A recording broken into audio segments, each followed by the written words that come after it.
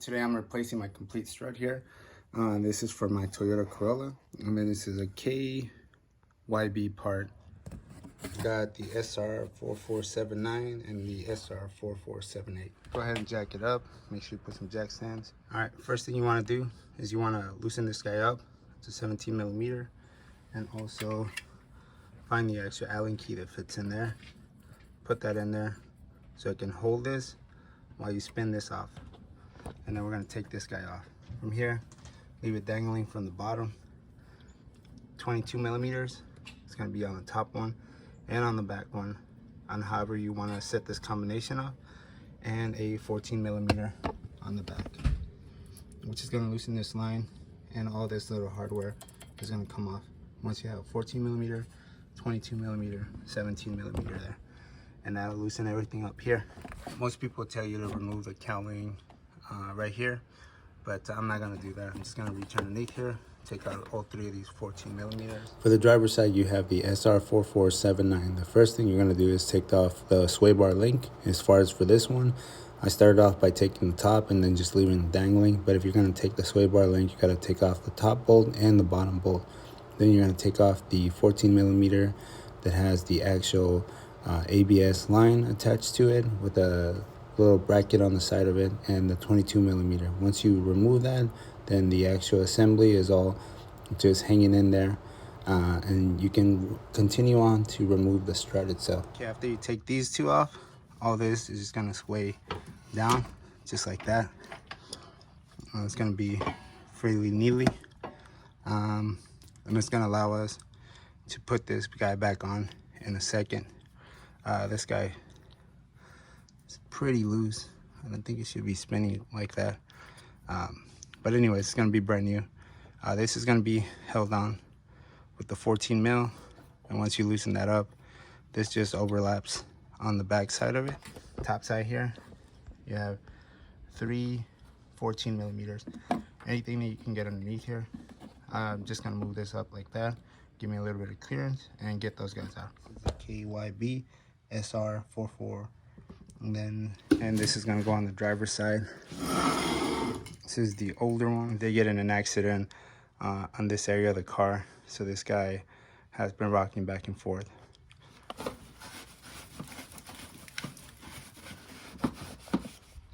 It's like a horseshoe. This is gonna go just like that, right back.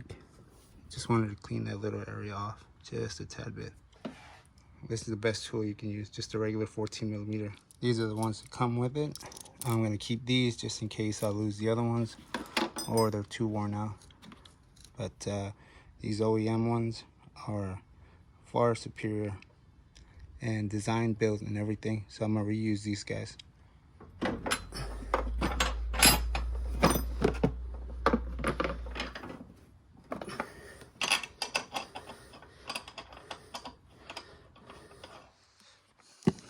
Tying these bolts up hand tight. This has to get aligned on here. If you have a smaller jack, put it in the bottom, help you raise it and lower it, so you can align these bolts on the front. It's a major portion of it. This part comes in from this side, and the caps will come in through the other side.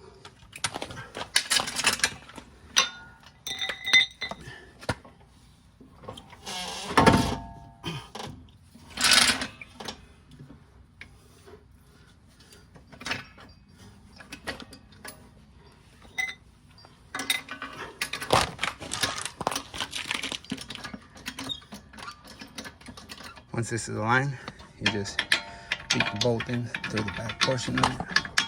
It just needs to go up just a tad bit. Go ahead and jack it up.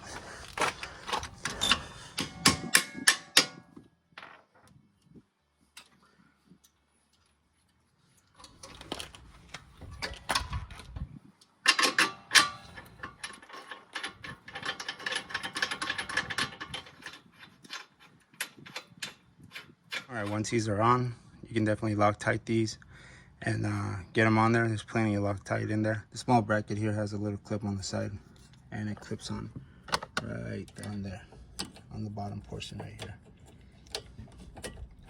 just like that.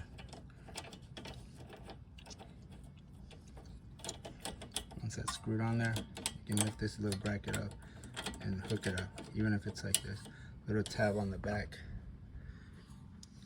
it's right there, it goes on here. So just as long as you have it on the hole, you can align it later, hook it up like that, and use your 14mm, tighten this up. You have this little tiny plastic piece there. It allows your ABS wire to go through.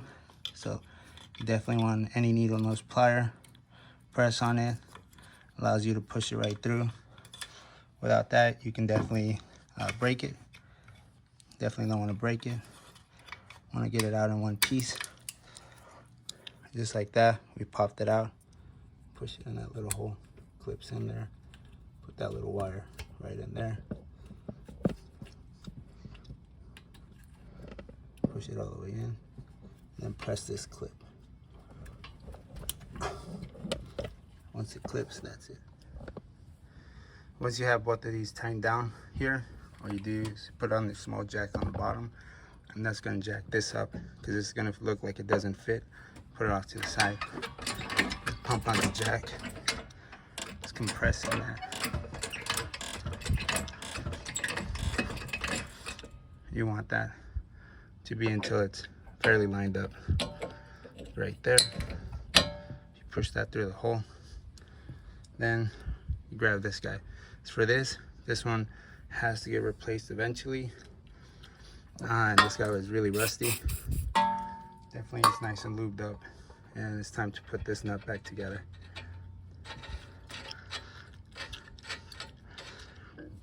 Last and final thing, once all of this is put together, you got your 22mm, your 14mm, and this is your 17mm. Since we didn't take out the cowling or anything like that, just make sure these 14mm, 3 of these are all nice and tight, and that's it. This is my sway bar link, and it should not be this easy to sway it back and forth on either this side nor this side. Especially on this, you can feel it cracking inside. The newer ones, when I pull on it, they're on there pretty sturdy. Same thing for this guy. I'm pushing on it pretty hard. Yeah. So these are brand new. I'm gonna replace the old ones with the new ones. I wasn't going to replace it until this guy just kind of spun off on me, and so I was like, yeah, it's time to go. So I got new ones. They're not gonna spin off on me. On the strut here, it's gonna go through here, and the sway bar link on the bottom, right there. I'll be able to attach that through this hole, going in up to the top.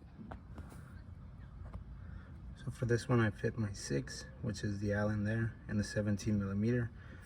And you can double it up on torque, something like this, and holding this. But once this gets pretty tight, you don't even need this guy. You can take it off. Once that's on there, this is all installed.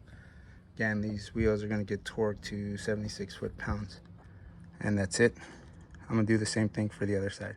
For the passenger side is exactly the same thing, except the actual part number is an SR4478.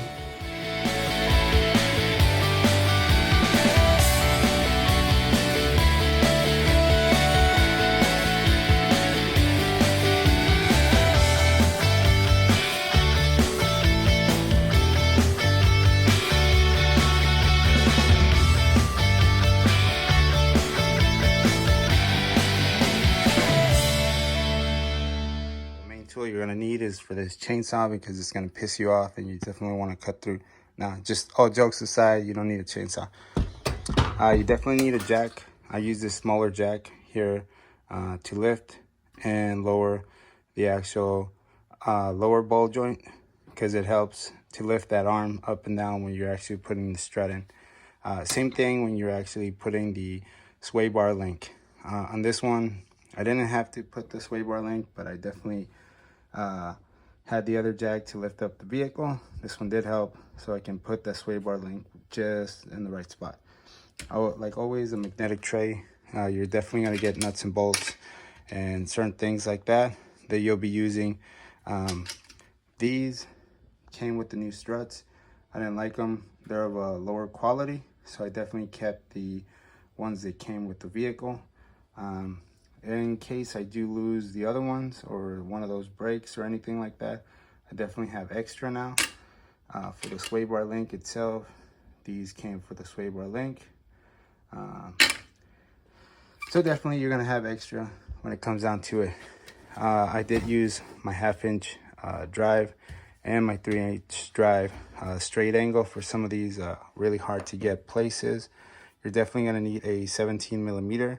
This happens to be on a 1/2-inch drive because the 17mm for my 3/8 drive wasn't strong enough. Now you may need a swivel on the 17mm here as well. These both are 17mm.